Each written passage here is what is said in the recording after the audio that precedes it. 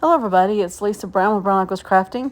We're going to take one of the last few breadboards that I got from Dollar Tree, and I looked these up and I can't find them in stock anywhere, which is sad because I really do like them.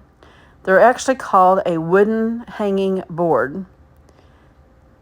I painted this a green color and I couldn't find out the name because I had paint on the front of the bottle, so I couldn't tell you what color green it was. But we're going to go ahead and we're going to do some dry brushing of white over it before we're done. And I went ahead and painted the back and the sides real quick. And it's going to look really cute with our, and it really goes good together with our napkin that we're using. I started to paint the outside edges of the breadboard, thinking that I would put some white in the middle of it for the napkin.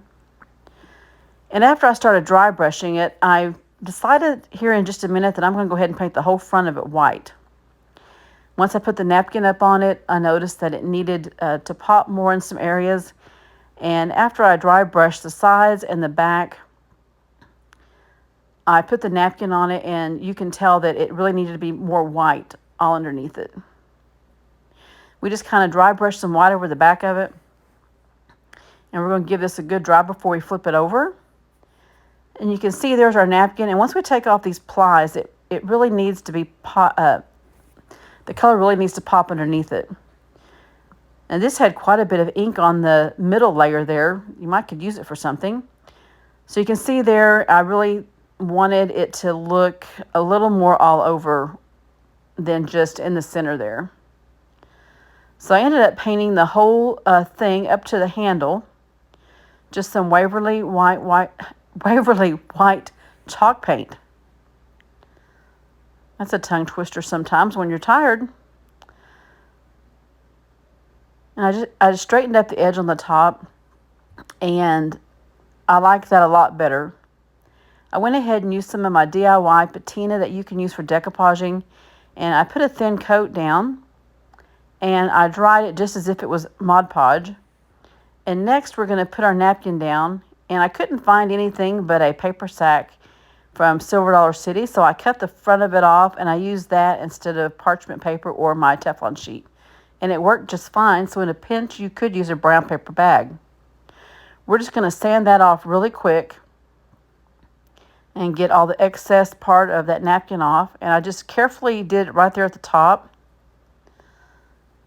And we're going to put another coat of the patina on the top of it. And I went ahead and put some up on the handle and make sure I got all the edges of that napkin covered. We're going to give this a good dry. And I went ahead and got my vintage photo, and I've almost used it up. It's a little bit dry. I ended up putting some water on it to get just a little more juice out of this before I have to go buy some ink to put in it. And I just run around the edges, distressing it just a little bit, so that it doesn't look so flat against the board.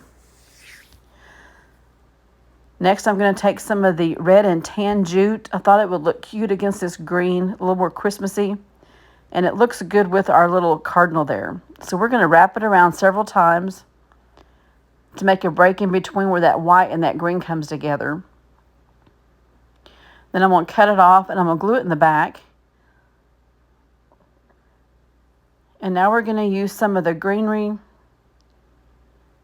Well, let me make this hook up first. This is what we do for a hanger. I loop it and put it through the front and pull it up. Now we're coming to the greenery.